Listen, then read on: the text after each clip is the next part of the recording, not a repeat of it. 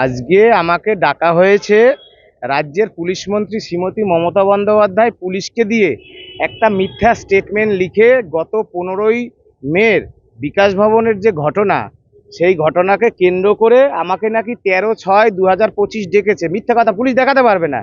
এখন যখন রাজ্য সরকার যোগ্যদের তালিকা আজও দিচ্ছে না, যখন আমরা 16ই জুন বিধানসভা অভিযান করেছি, বিধানসভায় গেছি, স্পিকার মহোদয়ের সাথে কথা বলছি, নবান্নে চিঠি দিচ্ছি, কুচবিহার চলো ডেকেছি, বাঁকুড়া চলো ডেকেছি, মানুষের কাছে চোর মুখ্যমন্ত্রী চাকরি চোর মমতা বন্দ্যোপাধ্যায়ের এই দুর্নীতির কাহিনী তুলে ধরছি।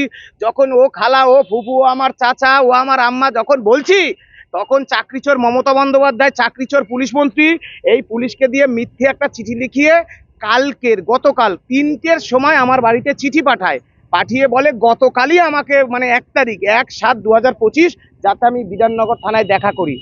আর যিনি আমাকে ডেকেছেন তাকে আমি ফোন করে বললাম, আপনার চিঠি প্রথমবারের জন্য আমি 3টার সময় পেলাম, আজকের আমি আসবো সে কথা জানিয়েছি। তিনি বললেন ঠিক আছে, আপনি 11টা থেকে 11:30টার মধ্যে আসুন।